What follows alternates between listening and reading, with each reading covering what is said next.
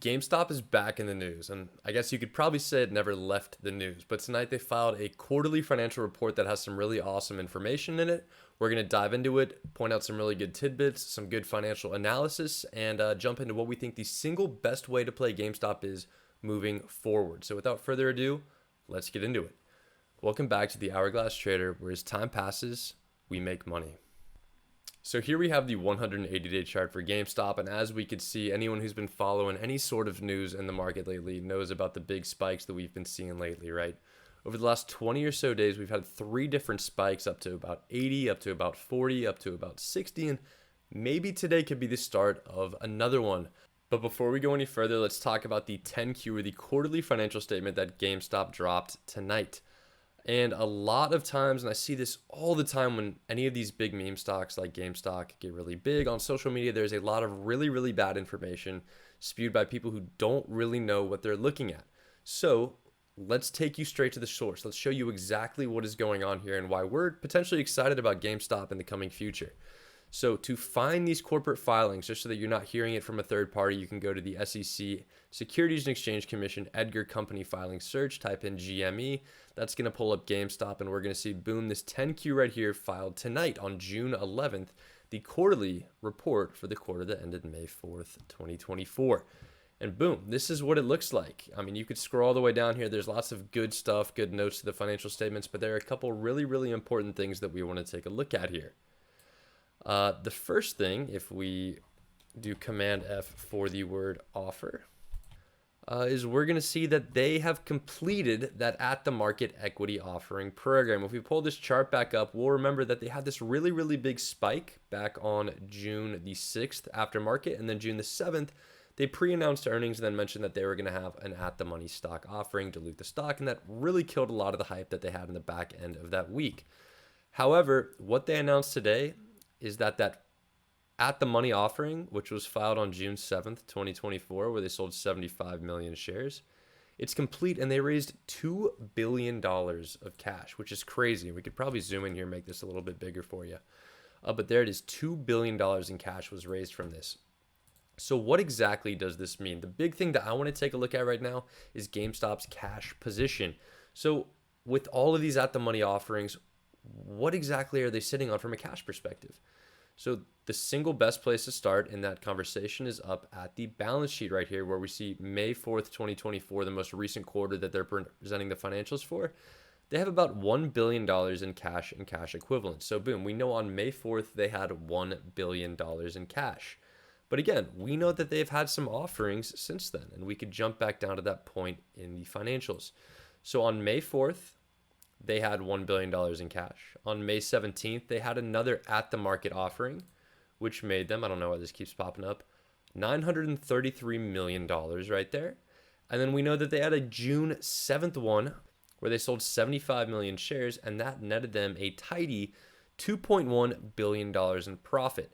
So we have the $1 billion in cash initially. We have $933 million of cash from the first offering and $2.1 billion of cash from the second offering. But we know that right now it's June 11th, and that initial cash balance that we looked at was May 4th. So there is some operational impact here. So for that, we're going to go to the statement of cash flows to try to estimate, how much cash have they made or lost from operations. So for the last quarter, there you have it, the net cash flows used in operating activities of about $100 million.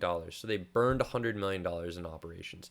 A quarter is 3 months. It's been 2 months since then, so we could maybe estimate that they've burned about $70 million more here. So with all of those items in mind, the beginning cash, the 2 offerings, the cash burned in operations, that nets us out to about $4 billion in cash that they have right at this second, which is incredible.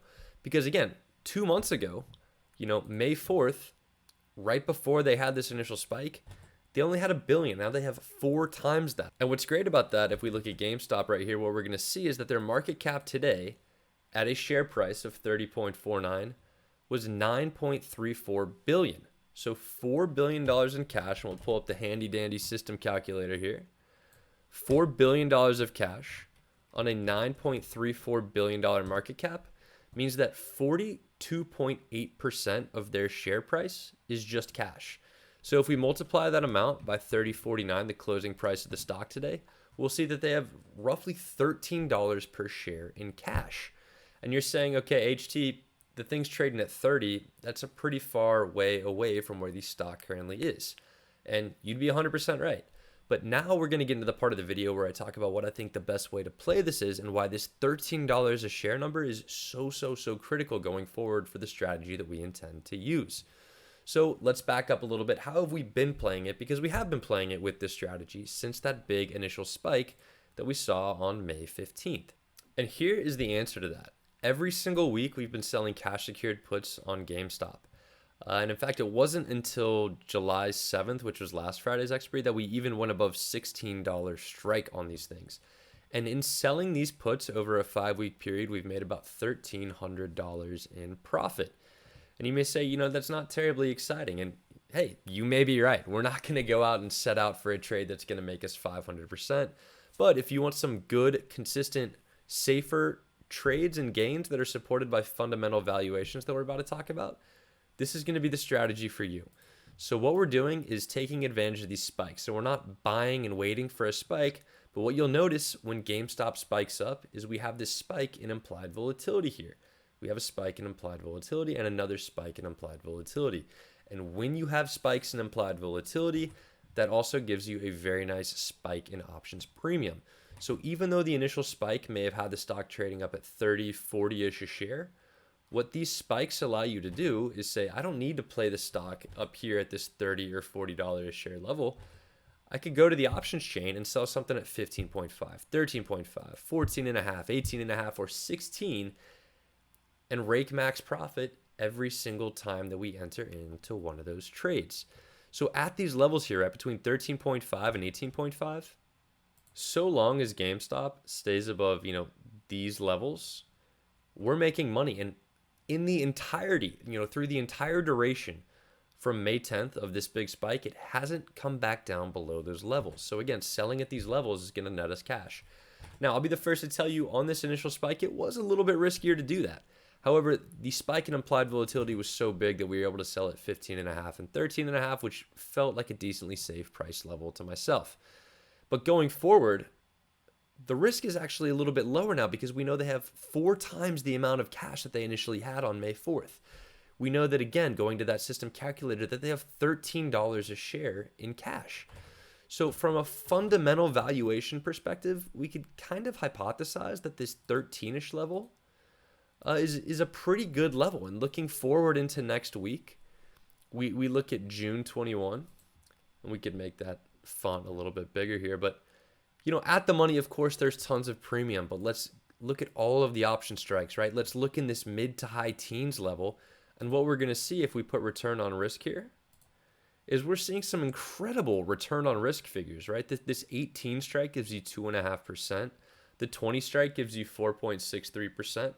And to those of you that trade GameStop and may be coming here from a perspective of trying to make a massive gain, you may not think that's a huge gain, but the great part about this is, 1, that's a fantastic weekly gain. 2, you give yourself a cushion, so if it starts to fall back down, you're still going to be just fine. And 3, even if it does fall back down, we have recourse. And what do I mean by that? Let's say that we sell one of these June 21st. Let's say we sell an 18 strike put for 44 cents.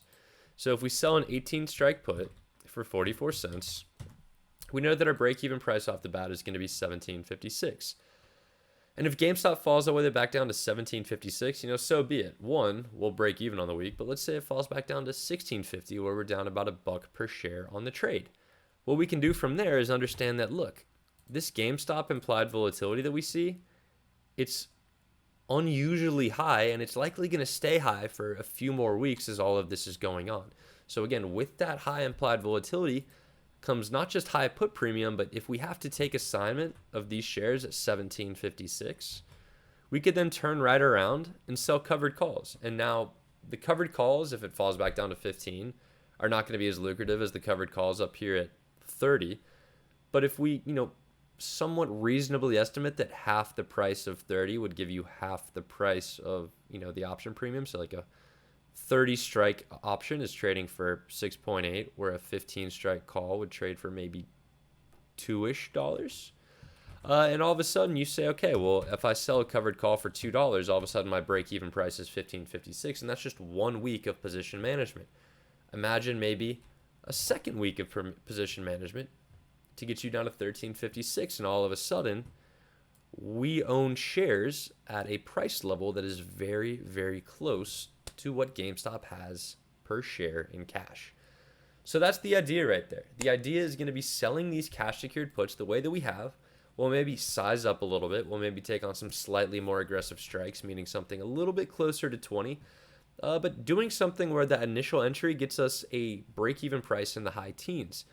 Because we know that there's some fundamental value to these shares around this $13 level.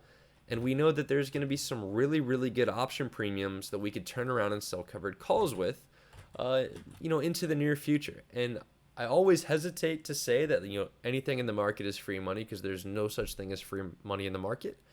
But this is something that seems like it's going to play out very, very favorably for us in the near future. So this is the plan that we're going to take going forward. Continue this strategy here.